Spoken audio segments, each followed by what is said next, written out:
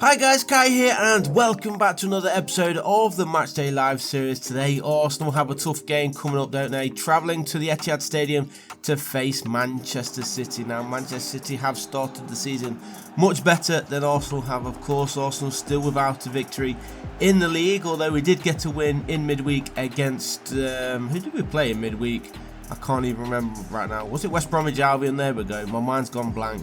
But it was against West Bromwich Albion and we actually won 6-0. So if we can copy that today, that would be absolutely fantastic. But we all know that that's not going to happen. I can't see Arsenal not conceding and then definitely not going to be scoring 6 goals. That's for sure. But it would be nice.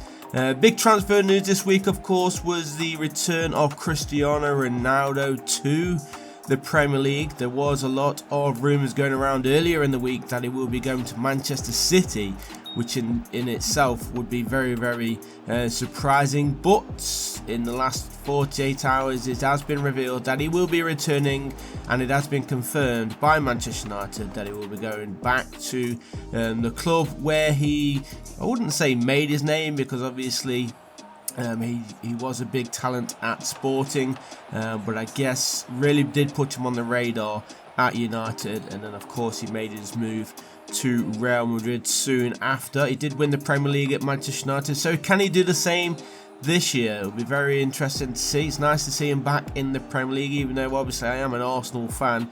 It's always nice to see the big name players in the league. But let's concentrate on Arsenal then. Still no signings since we made the move for Ramsdale and Odegaard. Odegaard could start today. Ramsdale did start in midweek against West Bromwich Albion. I don't see him starting today here against Manchester City. But you never know. We'll have to wait and see what team Mikel Arteta goes with. I believe Lacazette is back to full fitness. So will he start today? Again, I don't see that happening. I think it will be Aubameyang making the starting 11 as the main striker, with maybe Saka on that left side, possibly Smith Rowe. I don't think we'll get a start from Martinelli in today's game.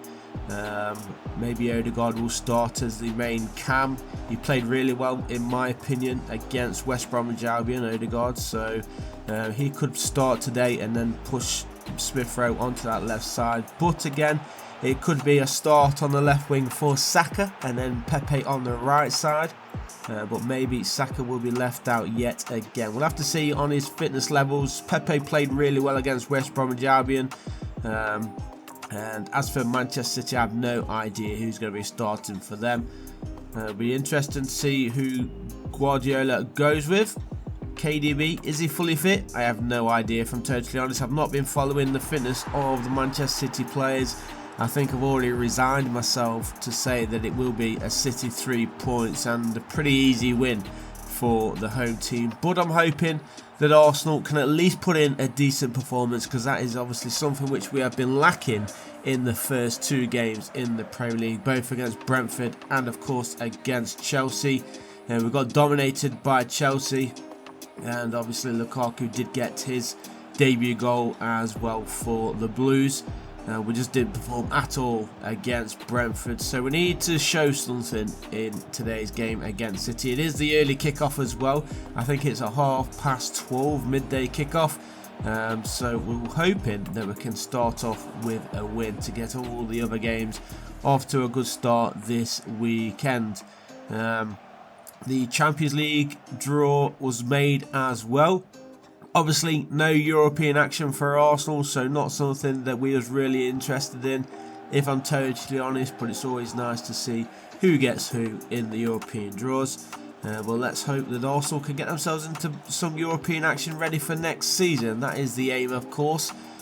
So I guess we've got to accept a 6th place finish if we can.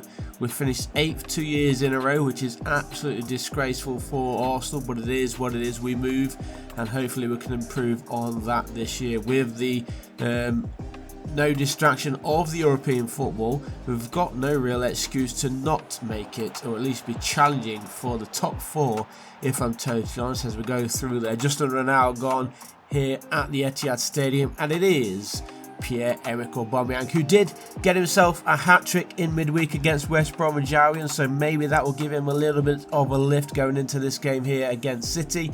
And to be honest, City not the most informed team right now, currently sitting in 9th place. They did lose one game the opening day of the season, or was that the last game?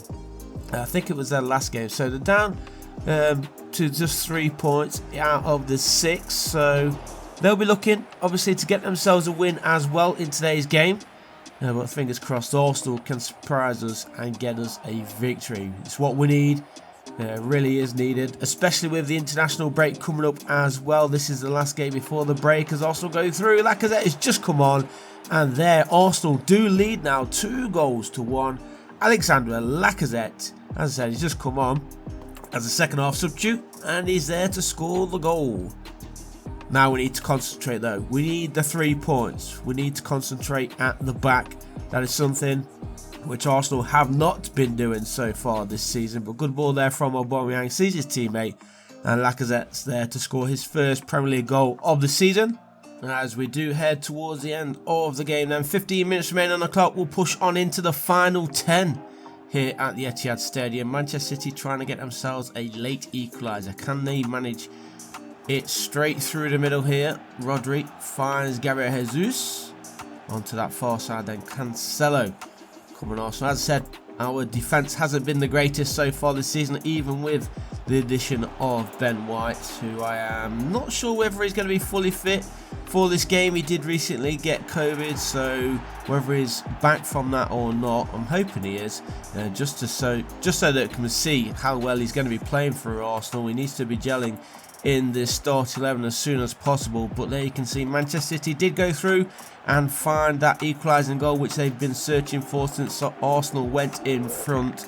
Well, there he is, Gabriel Jesus, miles of space for him. Again, the Arsenal defence not doing their job, and Gabriel Jesus is there to score the equalising goal. Then Manchester City 2, Arsenal 2, and it looks like it is going to be ending all square here at the Etihad Stadium. And to be honest, you've got to accept it being an Arsenal fan. With the start that we've had so far this season and being away from home, a draw is not a bad result here, especially against Manchester City, who have a lot of top players within their ranks. Still on the search for a main striker as well, I feel.